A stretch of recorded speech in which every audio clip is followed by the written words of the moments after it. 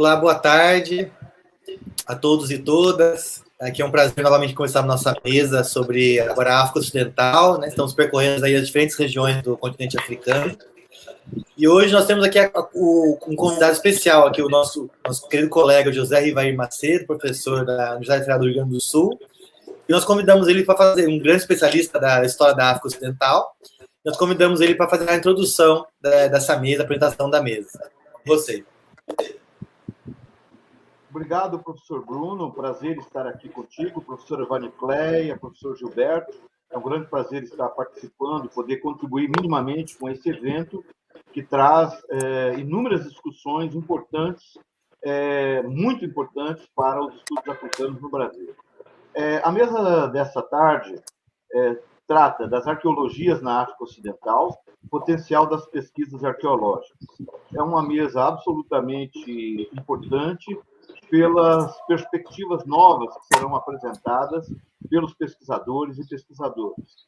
Eu gostaria apenas de salientar na abertura dessa mesa os passos importantes que foram dados nas pesquisas arqueológicas após a década de 1960, dentro dos contextos das independências e das constituições dos campos de pesquisa dentro do próprio continente.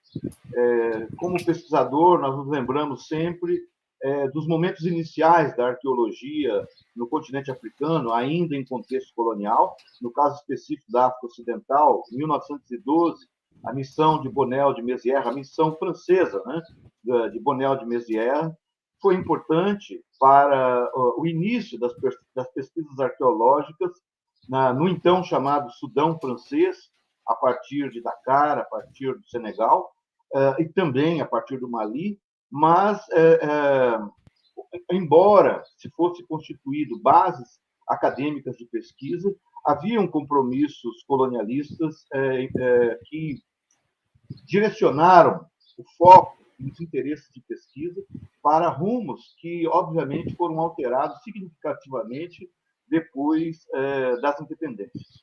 Ao mesmo tempo, se 1912 marca, né, a missão de Bonel de Mézières na África Ocidental francesa, 1910 é a data da missão que levou Léo Frobenius a Ileife.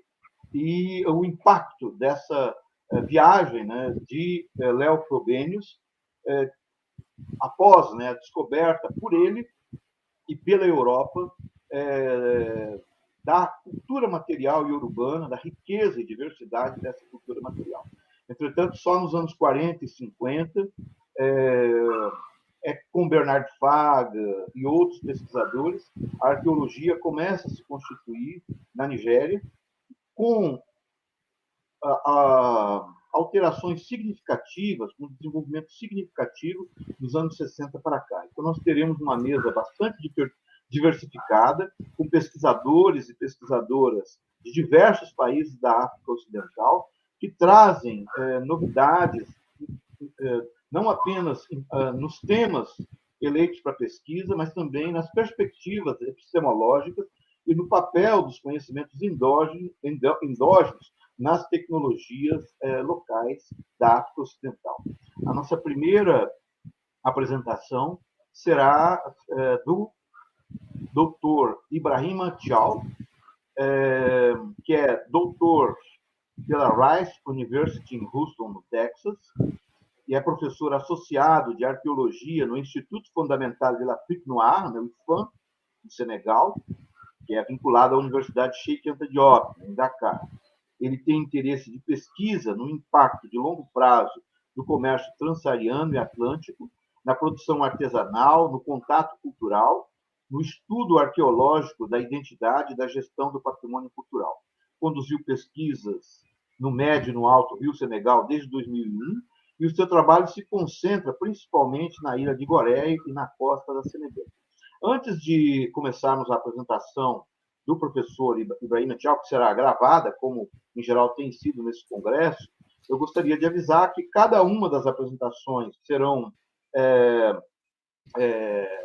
antecedidas, né, por uma apresentação geral, né, da conferência e do pesquisador ou pesquisadora, mas no caso específico do professor Babatunde Babalola, ele estará presente ao longo desta mesa de discussão para poder responder eventuais questões, comentários que venham a ser feitos à sua conferência. Tá bem? Dito isso, então, eu vou pedir que os meus colegas deixem passar a conferência O Arqueólogo, o Griot e o Músico e o Passado Difícil do Tráfico de Escravizados, pelo professor Ibrahima Thiaw.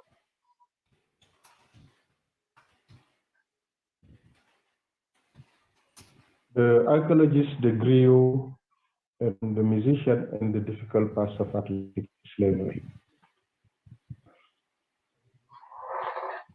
Slavery shaped our modernity and created a set of relations and material entanglement that redefine our humanities through race and identity, making in a context of a globalized political economy. The economic and social privileges, inequalities, and injustices it created on the basis of racial, ethnic differences constitute one of our living together today. That legacy is legitimated and contested via various forms of representation that leave deep wounds onto modern society. I approach this difficult past through languages of archaeological and heritage practices in a region known as the Cabo Verde Peninsula in West Central Senegambia that encompass the World Heritage Site of Gore Island and its backcountry. In this presentation, I recognize the emphasis on Gore Island and the extroverted knowledge production and meaning making that leave our adjacent hinterland and other maritime communities such as the Lebu and Safen speakers who were key actors of processes related to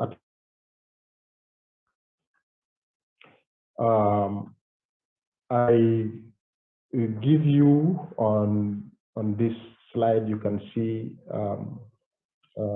the region of Cabo Verde Peninsula on west. You have the island of Gore that epitomizes today the Atlantic slave trade on the coast of Senegambia. The event in 2020 challenged the legacies of Atlantic slavery and urge us to rethink our field practices and research dissemination and heritage studies. And these events urge to re-examine the ways the knowledge we produce impacts society and how it can be, depending on the way it is produced and disseminated, how it can be transformational, and if it is, of course, practiced ethically and in a way meaningful. The objective of the research we want to discuss today were to explore decolonial practices that blend more coherently with local history making and knowledge dissemination. And to do so, we thought to incorporate with the griot and Arab musician to allow us to better communicate with local communities in a way that resonated more coherently with local worldview. In the Senegambian histories in a way that diffuse tensions and build bridges within diverse audiences. They are able, the griot, they are able to hypnotize and control their audiences And therefore, the Griot are powerful artisans in building our living together as a society. In working with a Griot and a musician, we thought to better serve what Michael Blackie called an ethical client community.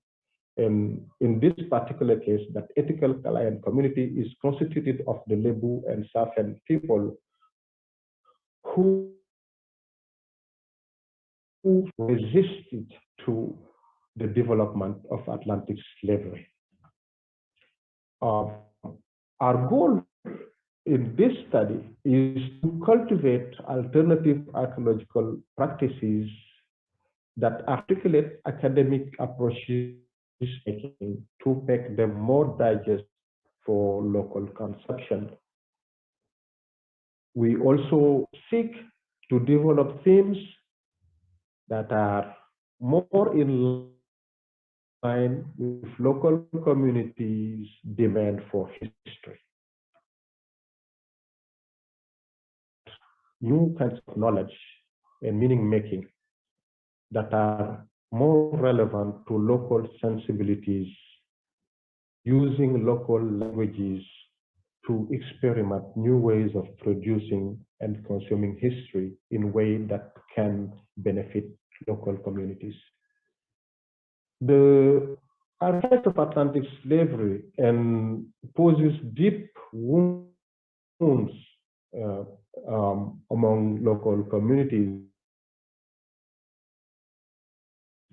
Also pose issues of affect that are pretty much that do poses sometimes that create tension within societies. And here you have a set of archives, for instance, discussing the Maison des Esclaves or images, and to show that these are the kind of narrative that impacts on different kinds of visitors coming into Gorée Island and the Maison des Esclaves, and the nature of that experience and how it impacts the visitors properly. Slavery is also present in the Senegalese debate, and I would even say it's common. And slavery is a status that is maintained, and it is ascribed at birth and maintained through the life of the individual. And there are also a number of legacies that are still visible in current day social relation, economic dependence and relations to clientages. And there are several legacies that can be seen on the ground that poses issues in relation to prejudice, racial, ethnic, and cultural stereotype. A lot of verbal violence, for instance, that poses issues of social justice in the present. The site of Gorée Island and the debate on slavery in Senegal also have ignited more global debates on slavery, because the island of Gorée and its slave warehouse do attract high-profile visitors on Gorée Island, which give a greater visibility to this place at the world stage. To go back to the area of the Cabo Verde Peninsula, we're discussing two important communities, small-scale communities by the 18th century, entered this region in relation to the conflict and the tension emanating from the spread of Atlantic slavery. The non people and the Lebu people who settle in this region, particularly according to written archives, particularly, and even oral archives, particularly in the 18th century. The Lebu, in their opposition against the polity of Kajor that was involved in slave hunting, and the long-term opposition to social, to centralized polities political domination, particularly against the wall of warlord and slave hunters. In a survey 2 or 3 years ago, we found this magnificent site surrounded by hills to one of these communities, certain communities that settled in heavily vegetated areas surrounded by hills, and in a way, those kinds of features protected them against the lords as well as against the Europeans. So this site was surveyed and excavated, and this is where we decided on this site to work with a griot and a musician to engage with communities using griot, working with a griot and a musician, so that we could disseminate the message from archaeology, the evidence from archaeology, so that we could disseminate it in a way that it could be more digest to local communities, more than we can do with books and journals. Medium of communication by archaeologists that are unfortunately poorly accessible to communities. So we work with a griot and a musician on this site to make sure that our message, our interaction, and our exchange, our engagement with these communities could be more meaningful, and the message could be more digest than the books and journals that we usually produce. Looking at the archives of the encounter of the Europeans and local communities, but also the contradiction within local communities that cause tensions among between different groups, particularly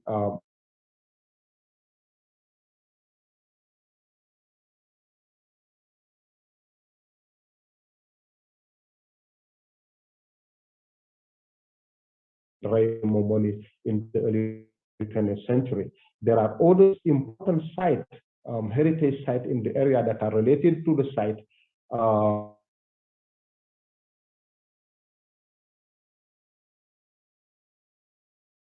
Defense is extremely important, and this rock was extremely important to local communities, and of course continued even in the present to be very significant in the resistance against any forms of power and domination.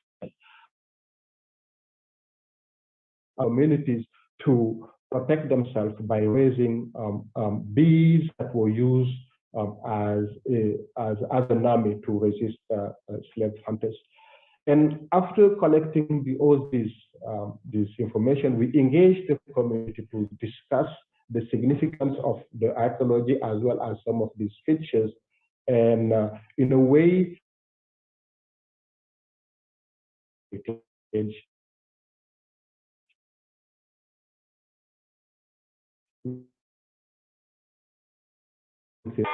song that was produced by the rapper and the best following that film.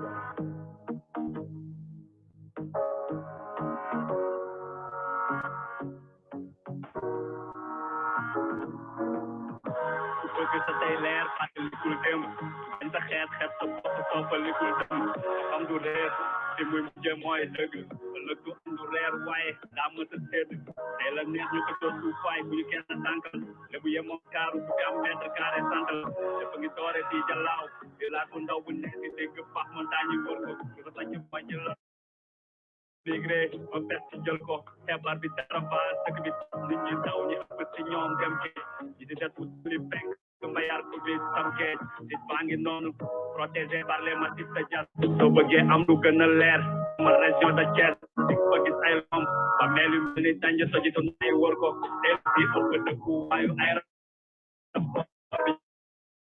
jël ko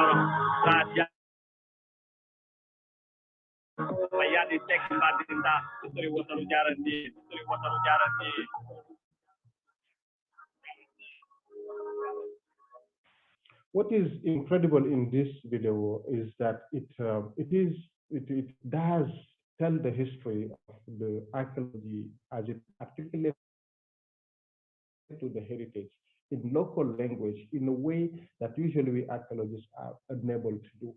And for that very reason, to other social actors, to other actors in making history that can contribute to elevate the archaeological message and make it more digestible to these communities is incredibly important for us. Archaeology over the past have been attentive to social movements, many of which contributing, of course, to read history, to attend to the demands and aspirations of historically dehumanized and disenfranchised people. The alternative possibilities sketched out here are part of our strategy to cultivate the Senegalese Teranga aesthetic in the practice of archaeology at home to meet local demands and worldview more than books and published scientific journal article can do. Our efforts for transformative practices seek to instigate change and redirect our goal urgently and approach to open new possibilities of growth for archaeology.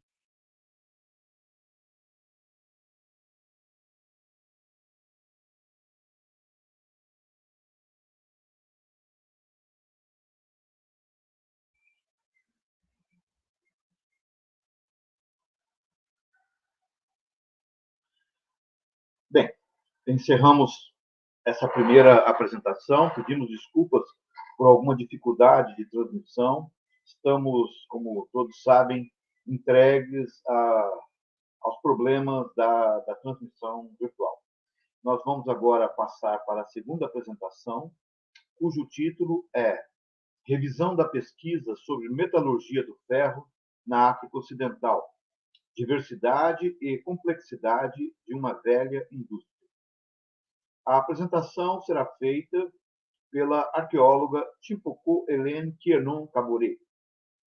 A doutora Kienon Kaboré é professora da Unidade de Pesquisa da Sociedade Humana e Ciência da Universidade Felix Houphouet-Boigny de Cocody, em Abidjan, na Costa do Marfim.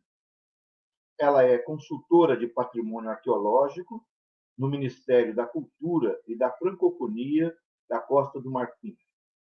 Seus interesses de pesquisa incluem arqueologia africana, patrimônio cultural e antropologia. Ela tem particular interesse na análise da história da tecnologia das sociedades africanas ao sul do Saara, e os seus estudos têm mostrado a importância do conhecimento endógeno para a produção de metal, para compreender o passado. Então, essa é a apresentação da nossa próxima comunicação.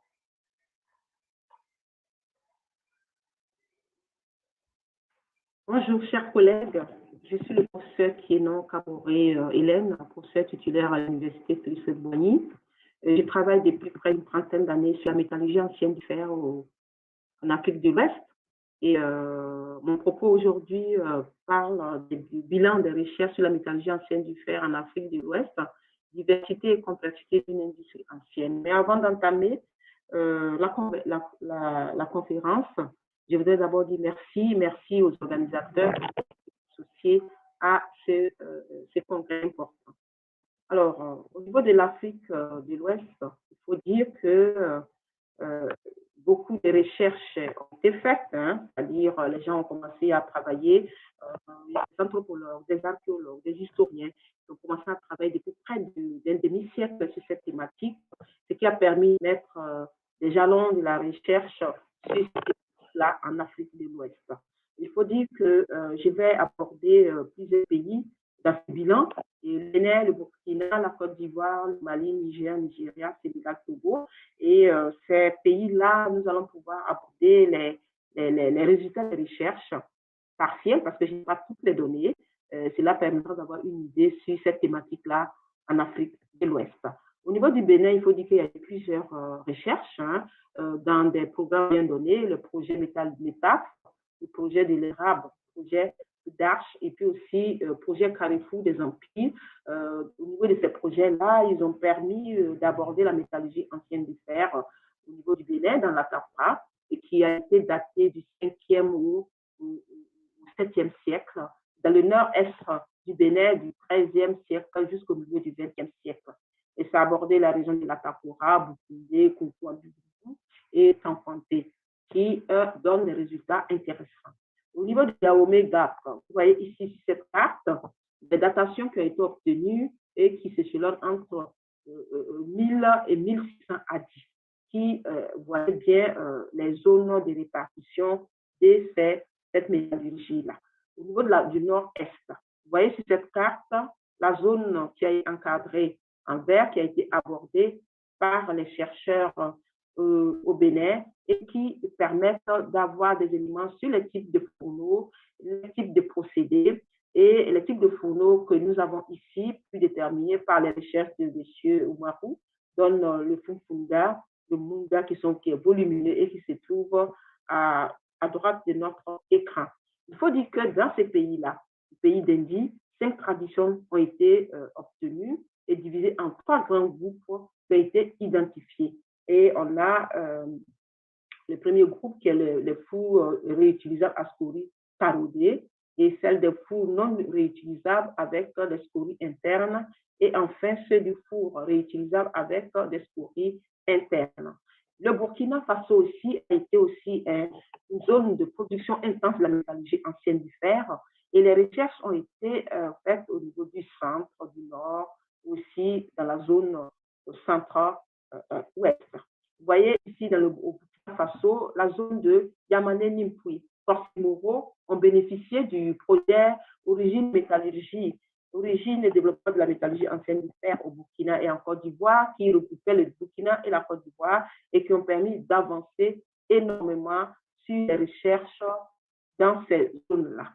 Et au niveau des Yamane et au niveau de Korsimoro, il y a plusieurs traditions techniques qui ont été identifiées et nous avons regroupé ici dans ces tableaux qui facilitent la lecture.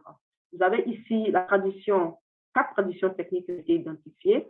La tradition 1 qui est datée du 7e au 20e siècle, tradition, du 7e au 10e siècle, AD, et la deuxième tradition qui a été datée du 11e au 13e siècle, la troisième tradition datée du 14e au 16e siècle, et la 4e tradition qui est datée du 17e siècle.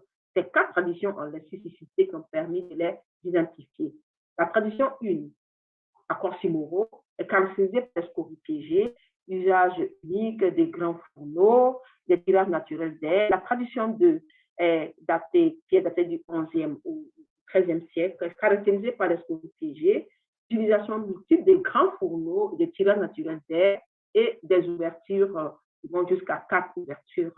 La tradition technique 3, qui est datée du 14e au 16e siècle, sont les scories coulées, utilisables d'utilisation multiple des grands fourneaux, des tirages naturels d'air. Et la tradition technique Korsimoro 4, datée du 17e siècle, est caractérisée par des scories piégées, utilisation unique des petits fourneaux de diamètre très faible qui contiennent une scorie et qui sont des scories qui sont présentées par batterie de 10 à 15. On a de l'utilisation des soufflets et qui est plus probable pour ces fonctionnements-là. Les diamètres varient entre 15 et 25 cm et ils vont jusqu'à 30 à 40 cm et exceptionnellement 80 cm de profondeur. Au niveau du Burkina, le Burkina a bénéficié aussi des financements de la Fondation suisse pour les recherches scientifiques, a pu ainsi faire aussi des recherches. Je parle de la Côte d'Ivoire, qui a bénéficié aussi des mêmes avantages pour la recherche sur la métallurgie que le Burkina.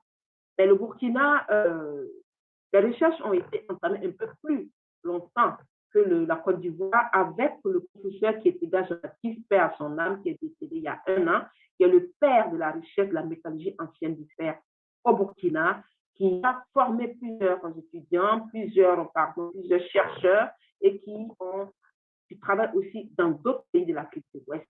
Et nous avons aussi bénéficié au niveau de la Côte d'Ivoire de ces financements suisses-là qui est intitulé dans le projet Origine et développement de la métallurgie ancienne du fer au Burkina Faso et en Côte d'Ivoire. Alors, ce projet est piloté par le professeur Vincent Fernès, qui est suisse, et par moi-même en Côte d'Ivoire et le professeur Simporé au Burkina, épaulé par le métallurgiste Élise Thiombiano.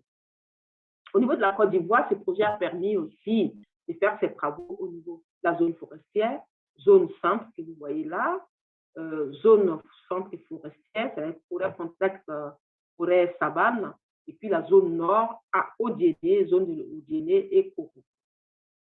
Alors, au niveau de la Côte d'Ivoire, il faut diviser ces zones-là en deux. La zone savanicole, où il y a eu des travaux, et la zone forestière. Et la zone savanicole, nous avons pu faire les recherches, les datations, caractériser plusieurs traditions techniques, et nous avons pu dater, au niveau de la zone savanicole, la métallurgie ancienne du fer du 10e au 20e siècle. 10e au 20e siècle, et ces recherches-là ont permis d'identifier 4 traditions techniques aussi, qui s'échelonnent entre le 11e et le 20e siècle.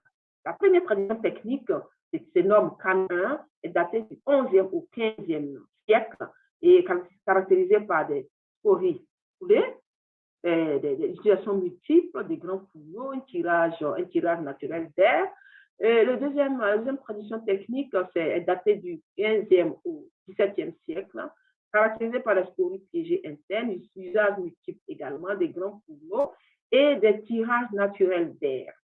Et aussi, la troisième tradition technique, qui est datée du 13e au 19e siècle, du 17e au 19e siècle, est caractérisée par les scories piégées, une situation multiple de grands fourneaux, plusieurs fourneaux d'ouverture, plusieurs ouvertures et des tirages naturels d'air. Il est caractérisé par sa robustesse par rapport aux autres. La tradition technique 4, elle est caractérisée par une transformation spécifique datée entre le 11e et le 13e siècle et certaines traditions techniques un peu spécifiques, creusées dans un substrat latéritique à forme elliptique, possède des formes bien marquées, des spécifiques avec des formes que nous avons ici, avec des orifices qui peuvent être rectangulaires ou circulaires. Et il faut dire que le fonctionnement, même au niveau du site, est un peu spécifique et nous avons besoin de continuer les recherches pour approfondir cette tradition-là. Vous voyez, ici, c'est la même tradition, la 4e tradition, qui se trouve dans la zone 4000, dans la région là. On a souvent même dans ces substrats où c'est creusé des fourneaux qui s'emboîtent, comme à droite ici de l'écran, qui est creusé dans le substrat latéritique. Alors, dans la même zone, à quelques 1 km et demi de distance, dans le village de Doumbala, nous avons ces fourneaux-là qui se caractérisent par leur forme un peu plus tronconique, des grands fourneaux, dans le village de Doumbala, qui diffèrent un peu des zones, de la zone de Sioula, mais qui, quand on regarde, ce sont des variantes de ces fourneaux-là. Et à ce niveau, les datations ramènent entre le 11e aussi au 19e siècle. Alors, dans la zone forestière, au niveau de la Côte d'Ivoire, on a aussi des recherches qui ont été faites et nous, ça nous a permis d'avoir une datation qui s'échelonne entre le 5e et le 13e siècle de notre ère. Vous avez ici la zone d'Issia, où la datation la plus ancienne a été trouvée au 5e siècle, et la zone ici d'Assini, en bordure de lagunes et des mers. Et dans cette zone forestière d'Issia, vous avez ici des fourneaux qui ont été retrouvés en bas des grands amas de fourneaux, des grands amas de scories, pardon, et qui donnent dans le village des Afro une datation du 5e au 7e siècle. Dans la zone d'Assini, nous avons parlé tout à l'heure du site qui est en bordure de mer et de lagunes et qui nous a permis, après la prospection dans la région d'Adjaké, de faire un sondage et de faire des prélèvements qui nous ont permis d'avoir ce type de scories, des petits morceaux de scories, des petits morceaux de tuyères et une datation qui s'échelonne entre le 12e et le 13e siècle. Il faut dire aussi qu'après cette présentation de la Côte d'Ivoire, le Mali aussi a été investigué par des chercheurs dans le programme aussi du professeur Éric Yus comme peuplement humain et paléo-environnement en Afrique de l'Ouest. Je reviens en Afrique, que la partie forestière au niveau de la Côte d'Ivoire, au niveau de la côte, où nous avons eu la datation qui s'échelonne entre au 12e et 13e siècle, sont aussi les travaux de collaboration avec l'équipe du professeur Yuscom.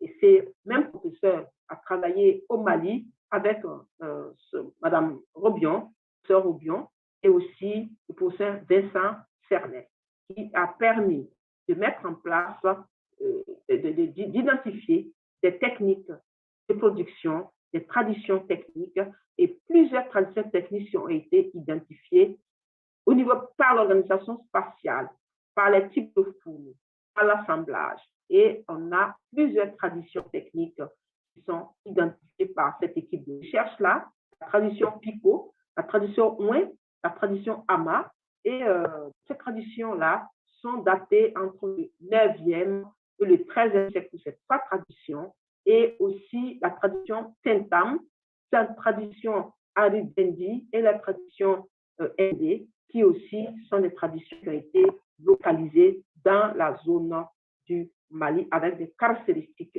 qui permettent de faire ces distinctions des techniques traditionnelles. Le Niger aussi a été investigué par les chercheurs et au niveau du Niger, c'est le district du massif de Termit, le district, la région d'Egaro, la vallée de la Mépou qui ont été abordés par les chercheurs. Et l'analyse des vestiges montre que le premier millénaire AD est celui de la généralisation de la métallurgie ancienne du fer dans le pays au niveau du Niger. Le Nigeria est, quant à elle, caractérisé par les dates anciennes au niveau de l'Afrique de l'Ouest. Il faut dire que dans la ville de Tarouga, les datations ont été obtenues et la plus ancienne remonte au 11e siècle d'ici. Et des fourneaux possèdent des cuivres aux fines parois et ont été datés entre le 5e et le 3e siècle avant Jésus-Christ et montrent un peu l'ancienneté, la diversité et les techniques anciennes qui ont été développées au niveau du Nigeria. Au Sénégal aussi, il y a eu des travaux. Les métallurgistes ont abordé cette thématique et celui qui a ouvert la porte à ces recherches, c'est le professeur Amadi Bokou au Sénégal et un peu plus tard, l'équipe de Yuscom encore sur la Falémé, qui a un programme bien déterminé sur la Falémé, a fait des recherches sur la Falémé et a permis d'enrichir cette thématique au niveau du Sénégal, dans la Falémé, à Bilan et à Dakaba. Alors, au niveau de la Falémé, nous avons deux sites que je présente aujourd'hui. Le Bilan c'est des amas de scories et Dakaba, les batteries de scories qui ont été investiguées par l'équipe d'Éric et Vincent Cernes. Dans le site, au niveau du site de Bilan dans des amas de scories, il n'y a pas de structure. Des tranchées ont permis d'avancer sur et d'avoir une datation que je vais vous présenter tout à l'heure.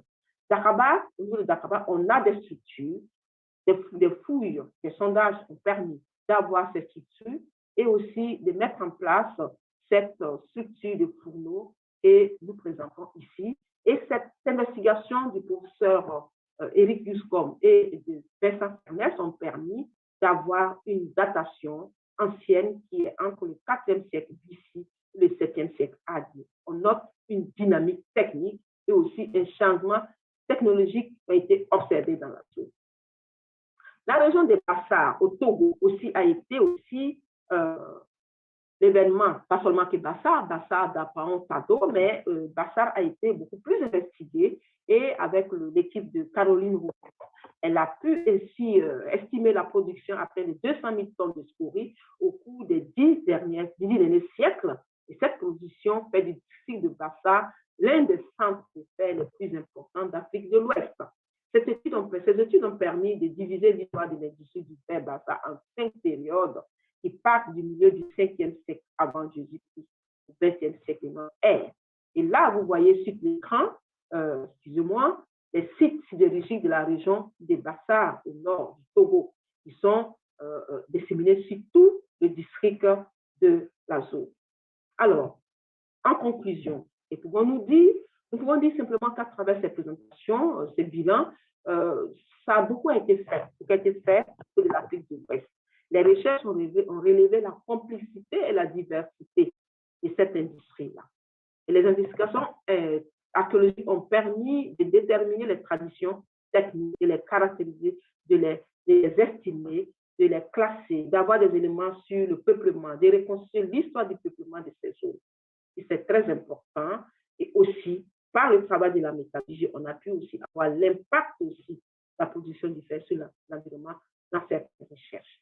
Au niveau de la perspective, nous pensons avec les chercheurs, dans nos assemblées scientifiques, nous avons décidé qu'il est important de faire une synthèse des données dans un ouvrage collectif, d'intensifier les recherches sur les sites sidérurgiques aussi, et de voir aussi au niveau de la protection, parce que vraiment ces sites sont amenés à disparaître, et d'accentuer les recherches sur les volets socio-culturels afin d'approfondir ces recherches-là sur la métallurgie ancienne du fer en Afrique de l'Ouest.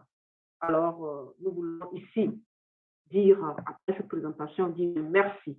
Un grand merci aux organisateurs et merci à nos collègues qui ont permis par leurs travaux ces bilans et aussi en espérant que les discussions permettront d'avancer et aussi d'avoir des perceptions nouvelles sur cette thématique, sur la métallurgie ancienne du fer en Afrique de l'Ouest, qui est un marqueur lourd des civilisations de nos sociétés.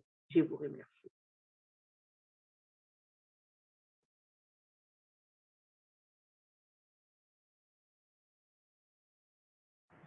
Bonjour, mesdames.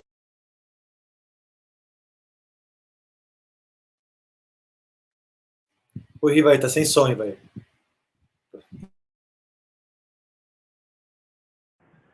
Desculpem, eu tinha deixado acionado e acho que foi tirado o som. Bem, Bonjour, mesdames. Bonjour. Nós apresentaremos, então, na sequência, a conferência do professor Lassine Coté, chamado Pesquisa Arqueológica em Burkina Faso, Ensaio de Cronologia Local. O professor Lassine Coté é arqueólogo, diretor do Departamento de História e Arqueologia da Universidade de Ouagadougou, na República do Burkina Faso, e diretor do Museu Local de Douroula. Tem ampla experiência de pesquisa sobre modelos de produção econômica e desenvolvimento através de sítios arqueológicos, em especial a história de longa duração na província de Douroula. Também se interessa pela história e desenvolvimento da arqueologia em toda a região da África Ocidental.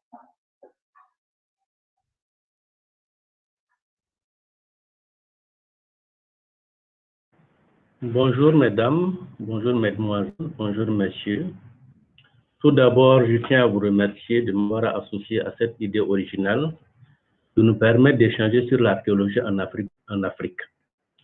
Le continent africain étant assez vaste, il s'avère que parler de l'archéologie nous amène à choisir des thèmes.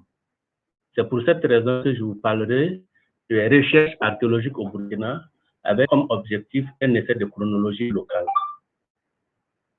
Donc, le Burkina est un pays continental qui se situe en Afrique de l'Ouest et il est limité par le Niger à l'est, au sud par le Bénin, le Togo, le Ghana et la Côte d'Ivoire, et à l'ouest par le Mali. Ce pays, qui est une ancienne colonie, était d'abord dénommé Haute-Volta, et en 1984, il sera rebaptisé suite à la révolution Burkina Faso. À l'instar des autres pays de la sous-région ouest africaine, on dira que l'archéologie a débuté au Burkina pendant la période coloniale. Ce qui me permet, dans mon propos, de parler de l'historique des recherches. Trois principales séquences sont observables. D'une part, pendant la période coloniale, on a les amateurs, qui ne sont pas des spécialistes, mais qui sont intéressés par les questions archéologiques, qui vont faire beaucoup de collections de pièces, et se retrouveront par la suite au Sénégal. Ensuite, à la veille des indépendances, on a des chercheurs scientifiques qui s'intéressent à l'archéologie, mais qui ne sont pas des spécialistes. Ce sont des ethnologues, des archéologues, des archéologues. Donc, après les non-spécialistes, on a les spécialistes de l'archéologie qui interviennent à partir des années 70. Ils auront des recherches thématiques sur plusieurs aspects de la discipline archéologique, aussi bien chronologique que climatologique. Ces différentes étapes de la recherche archéologique ont essayé, en fonction des chercheurs, d'établir des chronologies selon leurs tendances. Quand ils sont d'obédience francophone, on aura paléolithique, mésolithique, néolithique. Quand ils sont d'obédience anglo-saxon, on aura early, middle et late stone age. Ça fait que, de manière générale, dans toute cette sous-région, on a du mal à s'accorder sur certains aspects de l'évolution chronologique de l'humanité. Différentes recherches, donc, qu'elles soient l'œuvre des spécialistes ou des amateurs, ont fourni des résultats. Ce sont ces résultats que nous allons essayer d'évoquer tout à l'heure pour ensuite nous permettre de fonder notre chronologie.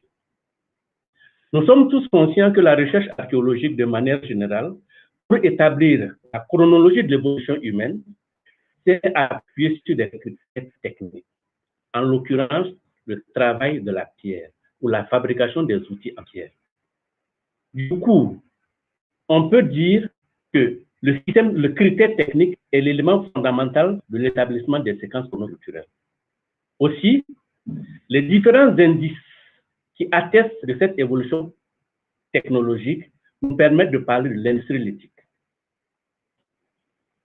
Pour ce qui est de l'industrie lithique, on a des objets des plus anciens jusqu'aux plus récents, en ce sens qu'on a des galets aménagés, que d'aucuns appelleront chopper ou chopping tools. Nous avons des bifaces, des outils moins gros, tels que les grattoirs, les racloirs, les denticulés, et j'en passe. Après ces objets, nous avons le débitage levallois, qui est assez caractéristique du paléolithique moyen, le débitage laminaire qui vient. Ensuite, on a les microlithes et l'outillage poli. Associé à l'outillage poli, on a le matériel de broyage. En plus de l'outillage lithique, nous avons la céramique qui est assez caractéristique et intervient dans la chronologie. Au Burkina, de nombreuses traditions céramiques ont été identifiées dans le contexte archéologique qui nous situent la production entre 6000 et 7000 avant Jésus-Christ. En plus de la céramique, les vestiges archéologiques sur le principe technologique évoquent également la métallurgie. la métallurgie, qui est le sujet le mieux étudié de l'archéologie burkinabé. On peut donc dire que sur la base des recherches effectuées, depuis des indices du paléolithique ancien jusqu'à la période métallurgique, on a des vestiges qui témoignent de l'occupation des espaces. Sur cette base, étant donné que tantôt nous parlons de Early Stone Age, de Middle Stone Age ou de Late Stone Age, ou alors de paléolithique, mésolithique, néolithique, nous allons tenter de créer une chronologie locale pour nous permettre d'avoir une référence locale. En ce sens que les traditions se perdent. Nous avons tendance à nous référer à des schémas internationaux sans avoir de bons repères locaux. Sur cette base, je propose que pour le Burkina, en termes de chronologie locale, on ait d'abord une première séquence que nous appellerons les civilisations de la pierre. Ces civilisations de la pierre nous permettent de distinguer deux séquences. La préhistoire ancienne. Dans cette préhistoire ancienne, on aura ce que d'aucuns appelleront Early Stone Age, Middle Stone Age et éventuellement une partie du Late Stone Age. Ou alors paléolithique et paléolithique jusqu'au paléolithique supérieur. C'est une période au cours de laquelle il n'y a que de la pierre comme acteur. Et si l'on veut voir d'un point de vue anthropologique, c'est la période des chasseurs-cueilleurs. La préhistoire récente, je considère qu'elle correspond globalement au Late Stone Age, ou alors, dans le système francophone, un peu de paléolithique supérieur, le mésolithique et le néolithique. Nous assistons au cours de cette période au passage de l'outillage lithique sur lame, les microlithes, les armatures, l'outillage poli, tel que les haches et les herminettes, la céramique, etc. Du point de vue économique, nous sommes dans la transition chasse-cueillette et production. Donc, nous passons des chasseurs-cueilleurs aux agriculteurs et éleveurs. Ces deux séquences de la préhistoire, des civilisations de la pierre, prennent fin avec le développement de la métallurgie, qui introduit la nouvelle séquence, qui est celle des civilisations du fer, du métal. En Afrique subsaharienne, de manière générale, on n'a pas un âge de bronze ni un âge du cuivre. Donc, c'est surtout l'âge du fer qui caractérise les civilisations de la métallurgie. Pour le Burkina, le fer étant produit depuis le 8e siècle avant Jésus-Christ et s'achevant jusque dans les années 1960, on peut avoir trois séquences qui nous permettent de suivre cette évolution. On aura donc un fer ancien qui se situe entre 800 avant Jésus-Christ et 500 après Jésus-Christ. On ne connaît pas les auteurs. Ils sont là, ils ont produit. Après 500 jusqu'à 1500 après Jésus-Christ, nous avons des populations dont les descendants occupent encore l'espace burkinabé. Je ne les citerai pas en tous, Boaba, Nyonyonse, etc. Et dont les descendants sont là et qui ont produit de façon assez quantitative la métallurgie. Une troisième séquence de l'âge des civilisations du fer, que j'appelle le fer récent, commence à partir du 15e siècle et s'achève dans les années 1960. Cette période correspond à une nouvelle vague culturelle, en ce sens qu'on voit l'arrivée de conquérants qui mettent en place des systèmes politiques à pouvoir centralisé, accompagnés d'autres populations à organisation lignagère. Il faut se dire également que c'est au cours du fer récent que la colonisation intervient et que son action va lutter contre la production du fer. Je suis conscient que cette chronologie peut paraître amusante, mais le problème est qu'au jour d'aujourd'hui, dans les pays africains, notamment au sud du Sahara, on n'a plus de repères. On cherche à nous accrocher à des références qui viennent d'ailleurs. Ce n'est pas que c'est mauvais, mais encore faut-il qu'on ait des repères locaux. Je pense que des chronologies de cette nature, pour chacun de nos pays modernes, va devoir consolider l'État-nation tel qu'il est conçu après la colonisation et être des repères pour les jeunes générations pour améliorer. D'autant plus que l'état des investigations ne permet pas pour le moment des synthèses assez intéressantes. Donc, ces petites synthèses locales, nous finirons par nous donner quelque chose de beaucoup plus significatif à l'échelle continentale. Bon, je vous remercie et j'espère que mes élucubrations vous auront servi à quelque chose. Merci beaucoup. Bem, chegamos à derradeira apresentação dessa mesa de discussão, com a apresentação intitulada Vidro e Contas de Vidro na Arqueologia da África Ocidental, Invenção Tecnológica, Interação Regional e Globalização. Ela será apresentada pelo Dr. Abdemi Babatunde Babalola, que é professor na Universidade de Cambridge, na Inglaterra, que tem um bacharelado e mestrado em arqueologia pela Universidade de Ibadan, na Nigéria, e doutorado em arqueologia pela Rice University em Houston, Texas, com especialização em arqueologia de biotecnologias, surgimento de sociedades complexas e trocas comerciais. Suas pesquisas sobre a arqueologia do vidro na África subsaariana, com ênfase especial em Ilé-Ifé, no sudoeste da Nigéria, trouxe uma nova visão sobre o discurso global da invenção, da inovação e difusão da tecnologia do vidro. O professor Babalola está conosco e, após a apresentação, ficará à disposição para responder eventuais questões encaminhadas pelo público que nos assiste.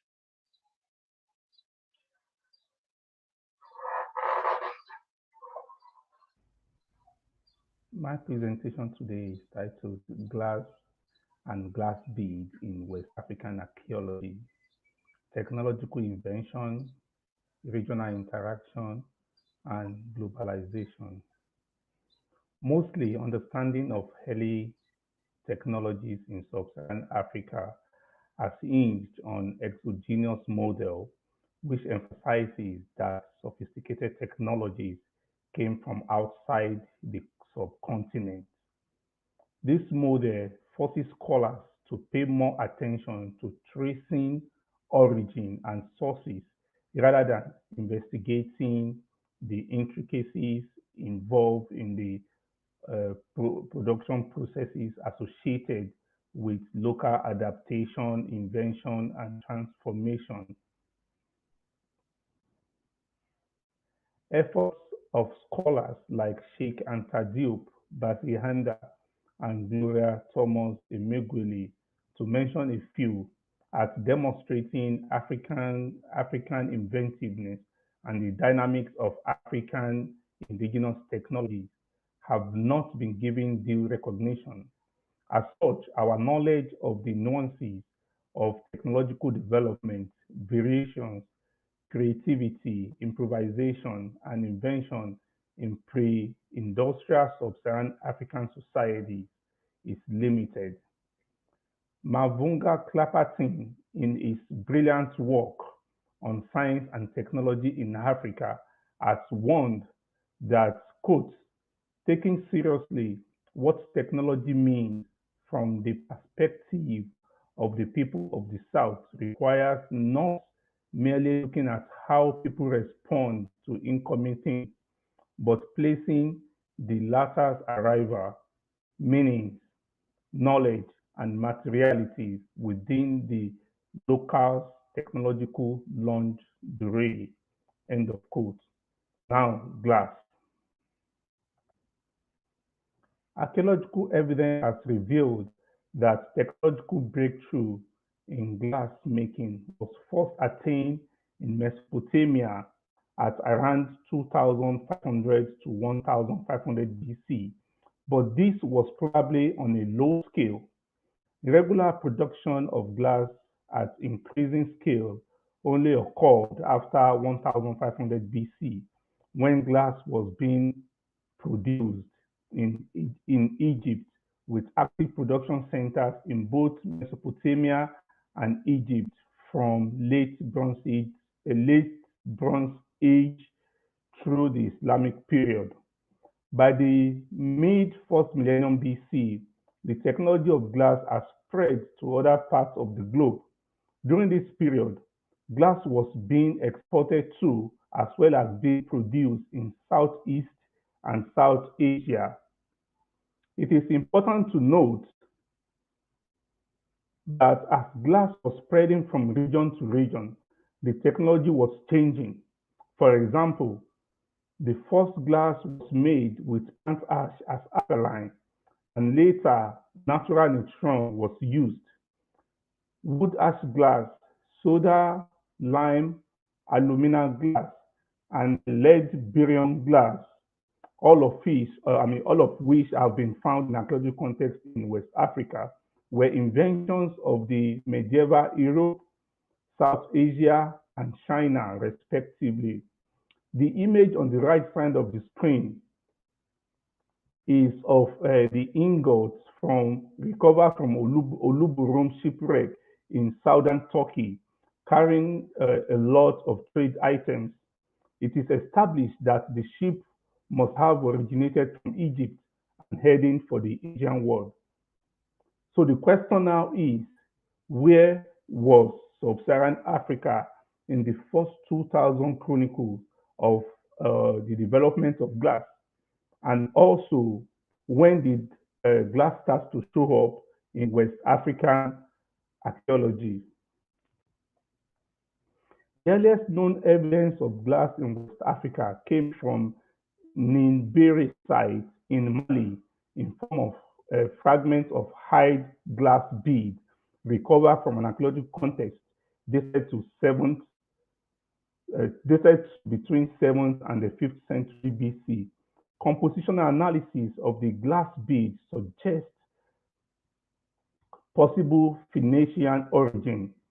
Few archaeological sites have yielded glass beads from this time period between 4th century BC and 5th century AD. This includes Benegeno in Mali and Kisi in Burkina Faso. At the onset of the 9th century AD, 13th century AD, glass beads proliferated in West Africa. This proliferation was concomitant with the increase in traffic in the region, resulting from the surge of the commercial networks. Several trading centers emerged both at the edge of the Sahara and along Niger River. Arab chronicles mention glass beads among the items traded in the region through the trans-Saharan trade. From the 15th century onward, there was an upsurge in the circulation of glass beads in West Africa due to the presence of Europeans, with an influx of glass beads from European glass bead making workshops. Christopher de Cause has argued that occurrence of European glass bead in association with other materials can be used as a chronological marker in West African archaeology. Besides the occurrence and the chronology of glass bead in West Africa, another issue that has often come up is identifying primary versus secondary production centers. Primary production centers or primary workshops, meaning the process whereby glass raw materials were being put together to make glass, and the secondary workshop, meaning where existing glass is being reworked and being glass objects being fabricated out of the molten glass. It has been argued that no primary glass production existed in West Africa. For the rest of this talk, I will focus on my research at Igbolokun Ile-Ife to demonstrate that primary glass production actually existed in West Africa. Yeah, Ile-Ife is located on the forest zone of Nigeria. It is purported to have been the origin of the Yoruba-speaking people. And today, Ife is a cosmopolitan city, as you can see in the lower right of the image. It's highly dense, and this dense nature of the city actually poses a lot of challenge to archaeologists in the city, because most of the archaeological sites are located right in the center of the city. Ile-Ife has witnessed tremendous amount of archaeological investigation. It has been, it is one of the sites in Nigeria that has witnessed the most archaeological investigations since the colonial period. There has been a lot of archaeological investigation carried out in Ile-Ife, and as a result of all this numerous work, three chronological framework has been developed for periodization of Ile-Ife. That's the period prior to 11th century, which is called the pre-classical period, and the classical period from 11th century through the 15th century, and then the post-classical period, which is the period after the 15th century. Most of the archaeological work on Ile-Ife has actually focused on the classical period, and that is the period when so many things, began to emerge and happen in Ife, when there was institutionalization of a centralized political system. There is a lot of evidence of a craft specialization, and there is also the commissioning of a public work in form of a construction of city walls and the polished pavement. But the question is, was Ife capable of making glass during this classical period? For the past 10 years, 2010 precisely, I've been working at the site called Igbo-Olokun Ile-Ife. Igbo-Olokun is located in the northern part of the city. And then archaeological work has been carried out at the site since 1910, when the Houphouet-Boigny visited Ile-Ife, and they carried out some clandestine excavation at the site. And most of the materials that were recovered and also the work done, at the site were not mostly published. Since 2010, our work at the site has recovered a lot of materials and exposed some features which we believe are connected to the production site, among which are the pits on the lower left of the screen. Those are the pits that we believe are connected to the glass production, and perhaps there are ruins of the furnace that was used in the in glass production at the site. At this site, several yards away from the site, you see a lot of you see a lot of glass beads and the crucible litter the surface of the site.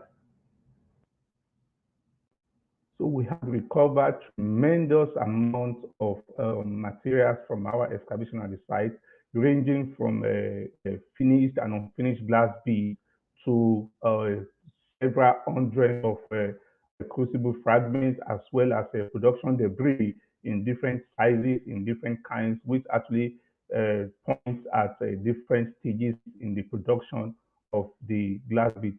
However, we cannot really understand the production, the technology of the glass making from merely looking at the glass and the material. So compositional analysis is very, very important. That is what will help us to understand the technology of the glass. Over the years, we have compositionally analyzed over 120 samples of glass beads, crucible glass, and also production waste from Igbo-Olokun site. And what you see on the screen, the chart on the screen, on the left side of the screen, shows that we have basically three different groups of the glass from Igbo-Olokun.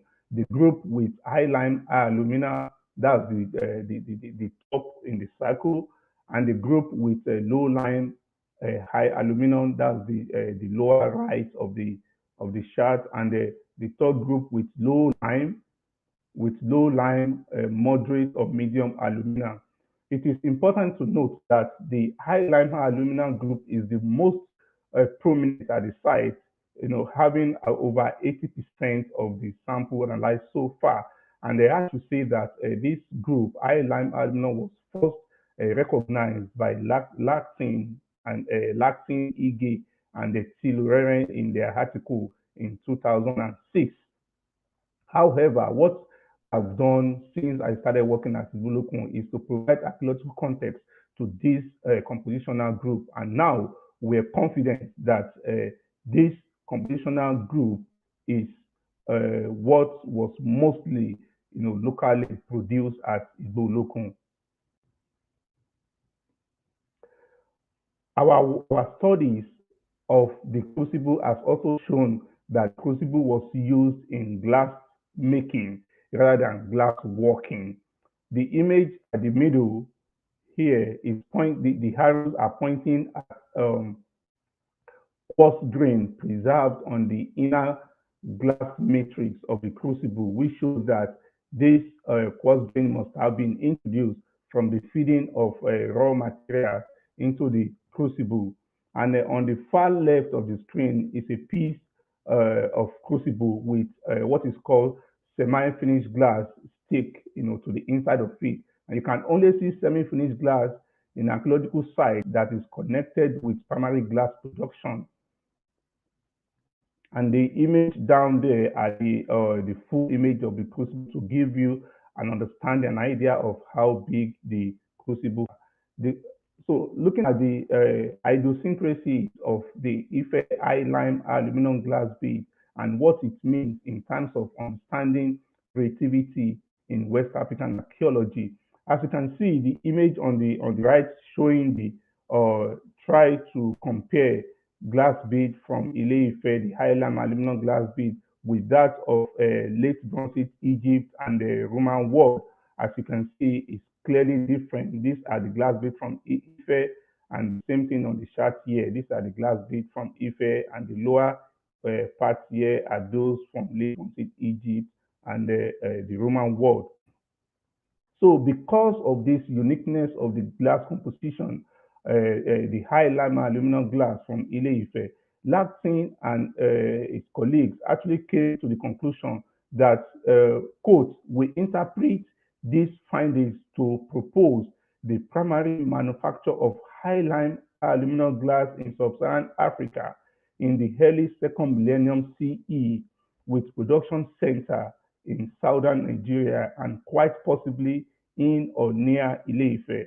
What my work has done in the last 10 years or so is that this hypothesis is actually correct, and also we can say categorically that this high-lime aluminum glass was produced in Ile-Ife at Igbo-Lokun site. The question now is, what does it mean for West African archaeology? I will rush through this very quickly in the next 2 minutes. For so long, West Africa has been on the fringe of the discourse on the technology and development of glass. The narrative has focused on the consumption of glass objects, while significant attentions have been made in understanding the nexus of distribution and consumption of glass in early West Africa. With the evidence from Ile-Ife, West Africa is now adding a new chapter to the discourse on technological invention of glass. It is evident that Ile-Ife developed a new recipe for glass in the 11th century or earlier based on the locally available resources by combining pigmatized material with snail shell to make the high-lime aluminum glass. Rather than a single invention of glass in Mesopotamia, I would argue that there are multiple inventions of glass. The first invention might have taken place in Mesopotamia. Glass of different recipe was invented in different regions of the globe at different times. Thus, Ile-Ife was West African regional primary glass production center. Probably the covertness of the industry and the absolute control of the production by the elite prevented the technology of high-lime aluminum glass to spread across the region, as we see in the case of other glass. However, high-lime aluminum glass was circulated widely within West African region. Hence, glass bead is a ubiquitous material in archaeological context in West Africa. Its occurrence, quantity, context, and composition have allowed series of interpretations. Studies of the chemical signatures have also shown that glass beads reached the subcontinent from different parts of the globe, confirming interactive networks between West Africa and the rest of the globe, dating back to the first millennium BC. Glass bead is an insignia of globalized West Africa, entangled in, according to Jennings, complex connectivity precipitated by the flow of ideas, goods, and people. End of quote. Compositional analysis has revealed that most glass beads in early West Africa are of soda lime silica glass originated from the Middle East, Eastern Mediterranean, Southeast Asia, and South Asia, and of course, as well as medieval Europe. Trade route in the north-south direction has been considered for the movement of glass beads in West Africa. The west-east route has also been identified as possible routes. While both routes are credible, attention has been on international factors without paying credence to local or regional movement of glass beads. No doubt, early West African trading centers such as Gao, Esuk, and Kombiseri played a significant role as entry port for global goods, a regional distribution center. Other sub-Saharan African communities equally played important roles in regional distribution. For example, it has been established that the glass beads recovered from Shadia, a settlement site in Mali, is similar to the Mapungubwe oblate series of Southern Africa. If the Shadia glass bead originated from Southern Africa, then the mobility of glass beads within Southern African society deserves better attention for understanding the nuances of regional and interregional interaction within sub-Saharan African continents. Evidence for the complex West African regional distribution of glass beads in early second millennium CE is more visible when considered the movement of Ile-Ife high-lime aluminum glass. And on the right side of the screen, those are archaeological sites in West Africa where we have seen Ile-Ife high-lime aluminum glass. So finally, the exogenous model for understanding technological development and innovation in West African archaeology has subdued the creativity of craft people in early West Africa. The indigenous glass and the glass bead making in 11th century Ile-Ife attest to the West African agency in production and distribution of glass beads in West Africa.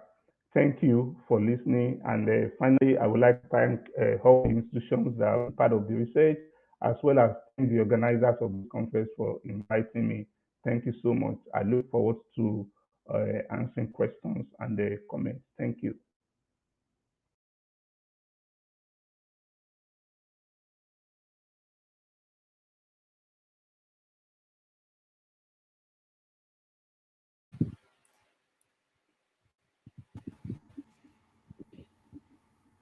Então, terminamos agora a apresentação e podemos abrir as perguntas. Se não tiver, eu tenho muitas perguntas para fazer para o Epidemia. Achei fantástica a apresentação dele.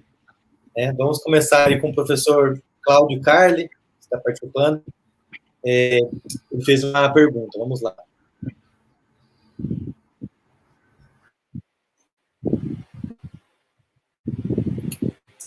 Em senzalas acharqueadas de Pelotas, foram localizados fluidos fragmentados e conformados como contas, pela falta da conta original. Mostram o valor das contas fora da África. So, Abdemi, he says that, in his commentary, he says that the beds, the glass beds, are found in a context of slave slave meat factory production, like meat charqueadas. It's a different. It's a place where it's a farm where it produce jerk meat to in Brazil, and then when you do excavations in these slave houses, you find it, and so say there's a value of these beds in outside of Africa also. Yeah. Hello, can you hear me? All right. Yeah, I think if I understand you correctly, the person is saying that this type of glass was found outside of Africa. Is that right?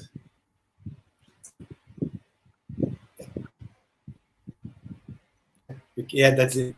No, it says that it's there's a value of these outside of Africa in Brazil. Oh yeah. Well, I have a question now too, Barbaro. Okay. And my question is connected. It's if there is ever found this glass in America or outside of Africa, if there is really some kind of register of this, and also if there is a religious meaning for this with what we call the candomblé in Brazil, that's originated from the Nigeria Yoruba religion.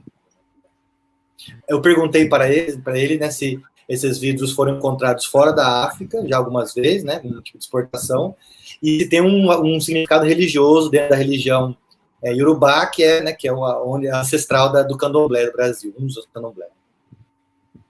Yeah, thank you so much. I think, yes, you are right. There is a strong Yoruba presence, of course, in Brazil, and a lot of Yoruba influence in terms of religion. And that has also translated to cultural beliefs, which I think, it's very obvious. And then in terms of, one of my hypothesis is that in the last slide I showed that has West African map and the location where we have seen Ife glass bead, there is a dot on Elmina Castle in southern Ghana, on the coast of Ghana, and that glass bead came from 17th, 18th century, and then my hypothesis is that for now, we don't have strong archaeological and material science, chemical evidence of this type of glass beads, traveling across the Atlantic. However, we know that Elmina played a significant role in the, transportation of, enslaved people from the coast of West Africa into the Americas. So and therefore it's not impossible that some of this type of glass bead, because they were still in existence they were still in use in circulation by 17th, 18th century, even 19th century, because people were digging them up from archaeological sites and they're recirculating them by that time. So it's not impossible that a couple must have, crossed across the Atlantic into the Americas. So I'm interested in sampling some of the glass bead from enslaved, sites in the United States, for example, and also other sites of connected with Africans in South America and other parts of America, to see if we can find beads of this composition. And then I have to say that there is a very strong religious meaning to the glass beads in Yoruba land, which I think the same idea, the same religious philosophy is transferred to Brazil, another part of South America. So I will not go into details of that, but of course there is also color symbolism.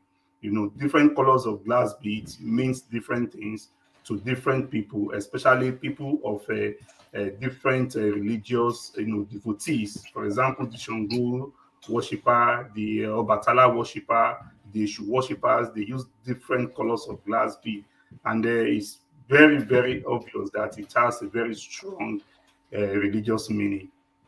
Thank you. I hope that answers your question anyway. Yeah, it answered me.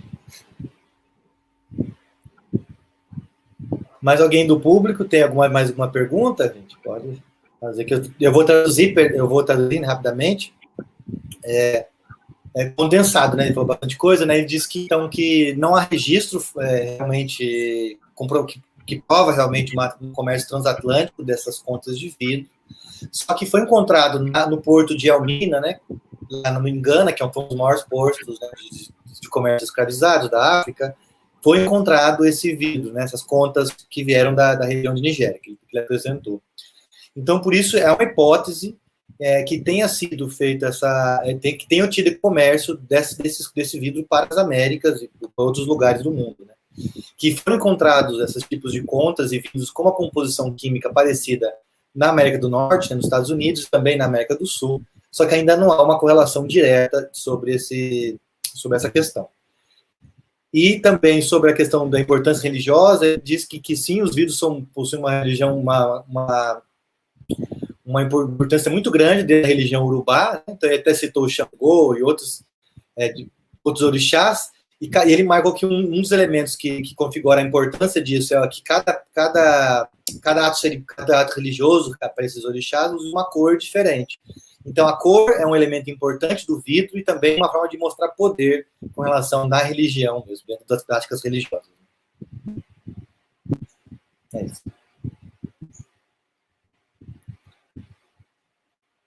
Mas alguém tiver mais alguma pergunta? Não?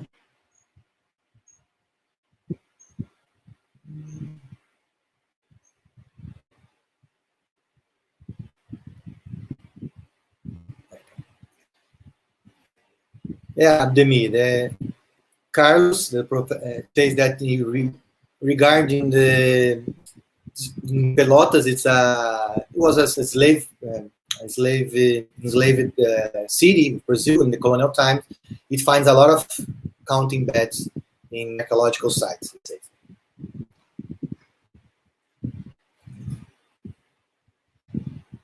Ivair tem uma pergunta também? Pode fazer, Ivair.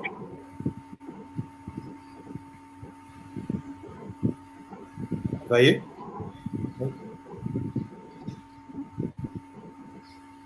Tá. O Ivair, ele tem uma pergunta, ele vai dizer que... Pergunta, né? Então, o Gerard Chouin, coordenador do Sumbo Archaeological Project, tem argumentado sobre eventuais efeitos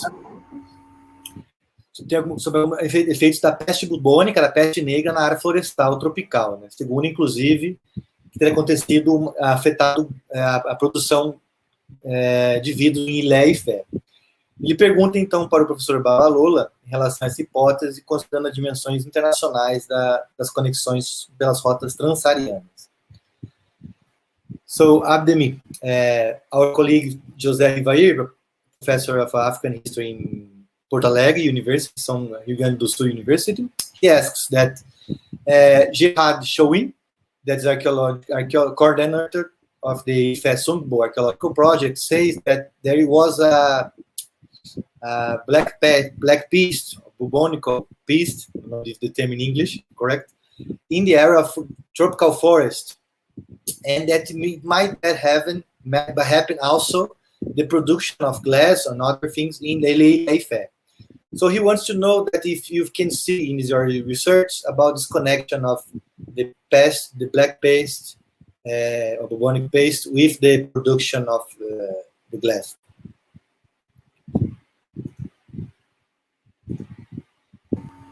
Yeah, thank you so much for that question, and it's really very interesting question. And of course, I know Joshua very well, and then we work together on the Ife Shudo archaeological project. And then, of course, I mean, often we debate, his idea about the bubonic plague, being responsible for the end, of this glass industry in Ife. And I've often kind of, given my resentment to that interpretation. Of course, I'm not arguing that there was no plague, that the bubonic plague that hit Europe did not spread to Africa. Of course, it must have reached sub-Saharan Africa at some point, considering the influx of, traffic movement at that time across the globe. So it's not impossible. However, for me, from the archaeological record that I am working with, I think one of the big question also for me is to really understand when and why the production stopped, which is still very, still has a very big question mark, So I still, for me, I don't, because for you to answer question on plague or pandemic, you need a different type of data sets, that is completely different from what I work with, So I don't have that type of data set for me to come into the conclusion that the production stopped because of the plague that hit sub-Saharan Africa. So it's a kind of there's still a lot of question mark around that idea. However, like I said, I'm not in doubt that the plague actually reached sub-Saharan Africa. But what I still don't understand, and I'm still unable to say for certain, for sure, is that whether the plague, contributed to the abandonment, and of the production of glass bead in Ile-Ife. So that's still something that I'm still really trying to look into. So I'm sorry if I can't give you a very definite answer, but that is my view about the connection with the plague and the production. Thank you. I hope that answers the question too. Ok, então ele respondeu que ele não diz que não teve peste bubônica, mas que nos registros arqueológicos que ele pesquisou, ele não conseguiu identificar uma correlação clara entre a chegada da peste bubônica, que estava, né, assolando a Europa na época, na Idade Média, né, e o fim, ou a interrupção da produção de vidro em Ile-Ife. Então, esses dados não estão presentes no registro arqueológico, por isso que não consegue fazer essa correlação direta. O colega dele teve mais dados que indicam essa possibilidade, mas os dados que ele trabalhou não consegue afirmar. Então, ele está dizendo que também é uma questão para ele, que nas pesquisas que ele está realizando e vai realizar, é uma questão que perpassa as suas questões de investigação. É isso. Abdemi, we have, I think, the last question. Okay. Maristane, de Souza Rosa Sawimbo, ela pergunta: as cores podem ser expressas na simbologia das bandeiras nacionais africanas? So she asks about the colors of the badges of the time, the ancient time. It was fine. You think there is a connection with the flags of the African nations today?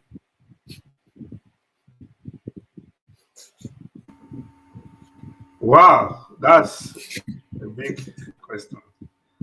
Well, I don't think so. I mean, I really don't have a definite answer to that question, because I think color is very symbolic. I mean, not only in African nations, but of course across the globe. And I think there is so many, historical, cultural experiences that inform the kind of color that a nation will adopt as their national color. So it's not only, of course, in other part of Africa, they have tried to incorporate knowledge from archaeological past into constructing a national narrative about the country, the nation, of course, in Zimbabwe, for example, another part of the world. However, the connection between the color and the flag, I'm not really sure. For example, in Nigeria, the green, white, green in Nigeria is believed. I mean, the creator, of that color, or the inventor of that color, I think their interpretation has to do with peace and unity and flourishness. Green representing nature, flourishness, and the white representing peace and harmony, which has nothing to do with for example, the other colors, that we see in glass. So I can't see any direct link, but it's not impossible because the history, the archaeology, the culture, the narration, differ from nation to nation, from group to group, and from region to region. So I'm sorry, that's all I can say about that. I hope it answers part of the question. Thank you.